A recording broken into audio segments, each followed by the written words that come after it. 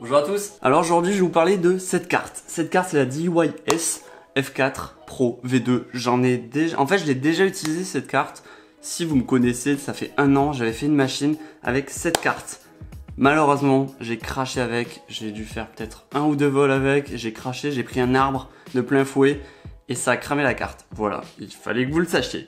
Juste avant de commencer cette vidéo, j'ai envie de vous demander s'il y a des mecs qui sont calés en électronique, en composants électroniques, qui pourraient m'expliquer pour approfondir des points sur l'électronique utilisée pour les quads qu'on utilise nous. Ça serait vraiment super cool, comme ça je pourrais faire vraiment des vidéos explicatives à des débutants par un débutant. Ouais, parce que je me considère comme un débutant au niveau électronique parce que je suis vraiment pas calé. Dans cette vidéo, en fait, je vais prendre l'exemple de cette carte pour vous dire justement les points positifs qu'il y a sur cette carte et les points négatifs. En fait, je vais plutôt vous faire un compte rendu de la carte parfaite pour moi. Voilà, de mon point de vue, les choses importantes et les choses moins importantes. Ce qui est cool avec cette carte, c'est quand vous recevez une boîte avec pas mal de choses dedans. Il y a pas mal de câbles, il y a des soft mount, pardon. Il y a même une petite protection que je n'utilise absolument pas. Bref, il y a pas mal de choses et ça c'est cool. Et ah oui, il y a même une XT60 avec les câbles. Donc j'ai noté à peu près 14 points, dont il y en a 10 de positifs et 5 de négatifs à peu près. Enfin, négatifs, vous allez voir. Ce que j'aime bien dans ce type de carte, c'est que c'est une carte qui vous permet d'avoir un montage propre et c'est super simple. En fait, c'est câblage relativement simple quand tu le vois. Tout est écrit, tout est marqué, surtout qu'il y a une notice avec qui est vraiment super bien expliquée. Je trouve ça vraiment super important dans les cartes. J'ai aussi la F4 de chez Omnibus du X220S et là c'est une prise de tête. C'est une prise de tête parce que je connais pas la carte, j'en ai qu'une seule et quand il faut faire des modifications, tous les pins ils sont pareils, il n'y a aucune information marquée dessus. Bref, c'est la galère, c'est chiant. Niveau des câblages, vous pouvez brancher, si vous avez un 4 en 1, vous pouvez brancher avec une petite fiche. Vous avez tous les signaux plus le 5 volts plus le ground et brancher directement à l'ESC 4 en 1, ça c'est super pratique. Sinon, moi je l'ai aussi, en fait j'ai sur cette machine et sur cette machine j'ai des ESC indépendants et c'est tout aussi pratique. Vous avez des petites connectiques sur les côtés, il faut juste souder et voilà, c'est parti. Cette carte, elle a un bec, enfin elle a plusieurs becs, elle a un bec de 3 volts, un bec de 5 volts, un bec de 9 volts. 9 volts ça permet de brancher le VTX, le 5 volts pour brancher la caméra par exemple dessus. Et vous avez aussi le 3 volts, je sais pas, c'est juste pour le kiff. Ce que j'aime bien aussi sur les FC, c'est une FC qui fait PDB, c'est-à-dire qu'on peut brancher directement la lipo dessus. Vous n'avez pas besoin de mettre une PDB. Quand vous avez un ESC 4 en 1, il n'y a pas de souci, vous n'avez pas besoin d'avoir une PDB sur la FC. Mais quand vous avez des ESC indépendants, c'est super pratique que votre carte fasse PDB tout simplement. Et là, en fait, ça fait PDB, mais ça prend du 3 à 6S. Donc vous pouvez mettre des batteries 6S directement dessus, c'est super pratique. Aussi quand vous achetez une carte, ce qui est vraiment super important je pense maintenant, c'est il faut vérifier qu'il y ait le Smart Audio. Généralement c'est disponible maintenant sur toutes les cartes, mais voilà c'est bon à savoir. Là sur cette carte vous pouvez mettre le Smart Audio. Qu'est-ce que c'est le Smart Audio?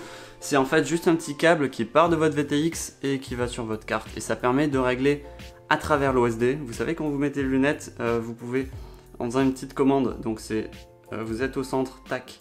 Donc c'est tac tac, faites cette commande et vous atterrissez dans le menu de l'OSD et à l'intérieur vous pouvez régler les PID, plein de trucs en bref, et vous pouvez aussi régler grâce au Smart Audio tous les paramètres de votre VTX, c'est-à-dire la puissance et le channel. Donc voilà, j'ai parlé d'OSD bien sûr sur cette carte, vous avez l'OSD, vous avez un câble qui part de votre caméra, qui va sur la carte et un autre câble qui ressort à travers votre VTX et voilà c'est comme ça qu'est transmis l'OSD. À travers l'OSD, vous avez aussi le Current Sensor. Donc là, vous pouvez connaître le milliampérage, enfin les ampères consommés, et aussi le voltage de votre batterie. Donc le truc super important quand même quand vous achetez une carte, une FC, une Flight Controller, c'est de connaître le processeur, savoir si c'est un F3, F4 ou F7. J'ai pu tester F3, j'ai pu tester F4, j'ai pu tester F7, et je trouve que la F4 c'est un bon compromis. En fait, par rapport à la technologie qu'on a maintenant dans Betaflight, le F4 est carrément suffisant et enfin personnellement c'est ce que je trouve. Après moi je suis pas quelqu'un qui demande beaucoup à l'électronique, qui suis vraiment pointilleux, mais les PID au stock quasiment, j'augmente les P, je diminue les D un peu, bref je fais ma petite sauce, mais je bouge vraiment pas grand chose parce que je m'y connais pas forcément énormément là-dedans. Mais qu'est-ce que ça permet le F4? C'est un processeur, en gros plus vous avez le processeur gros, plus il fait de calculs, plus tu peux lui donner d'informations à travers le gyroscope. Donc le gyroscope, il capte les mouvements, en gros, et ces mouvements sont transmis à travers de données. Ces données sont traitées justement par le processeur. Si le processeur est gros comme le F7, il peut traiter beaucoup de données, il peut faire beaucoup de calculs, et du coup faire des calculs, donner un résultat plus précis. Mais justement, cette précision, elle peut poser problème, parce que si c'est trop précis, ça prend en compte les vibrations, et du coup, ça donne de mauvaises informations. Enfin, ça donne les vraies informations, mais avec les vibrations, et nous, on veut pas de vibrations. Donc le F4, pour l'instant, je trouve que c'est un très bon compromis. C'est très bien, c'est pas trop cher, et c'est très performant. Ça fait fonctionner les loop time, que ce soit pour les pays des loops ou pour le gyroscope, en 8 kHz. Donc je trouve ça largement suffisant. Je crois que sur des machines, je suis même en 4 ou 2 kHz. Voilà. Je crois que justement en Betaflight, ils vont arrêter le 32 kHz parce que c'est pas utile d'après eux. Et voilà, à suivre.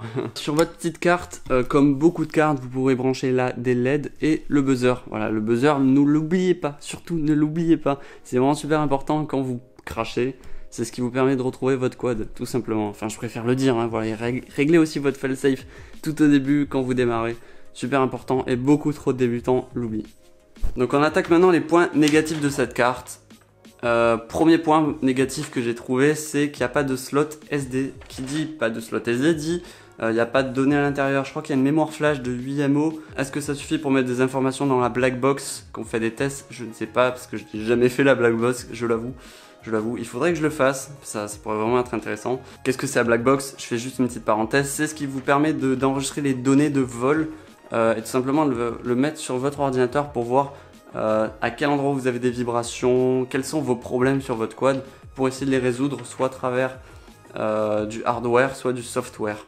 Voilà, soit en modifiant des parties, en serrant plus vos vis, soit à travers le software en augmentant les P, enfin en modifiant vos PID par exemple. Donc le point négatif qu'il y a aussi sur cette carte, c'est que, enfin pour moi c'est pas un point négatif, mais pour certains ça va l'être, c'est que cette carte fonctionne sous Betaflight, et il y a certaines personnes qui n'aiment pas Betaflight, tout simplement. Voilà, moi j'ai pas testé autre chose, non j'ai pas, si en fait j'ai testé CC3D Open Pilot, c'était bien nul, enfin aussi c'était le début donc je peux pas trop comparer, mais là moi je trouve Betaflight c'est vraiment cool, vraiment largement suffisant quand vous débutez.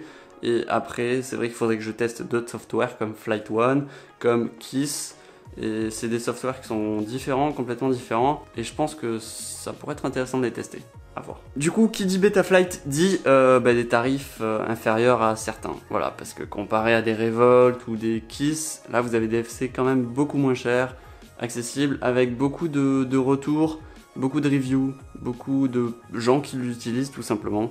Après, est-ce que ça aura les mêmes les caractéristiques de vol que vous recherchez? Je ne sais pas, mais si vous êtes débutant, ne vous prenez pas la tête, restez sur Betaflight, ça suffit amplement.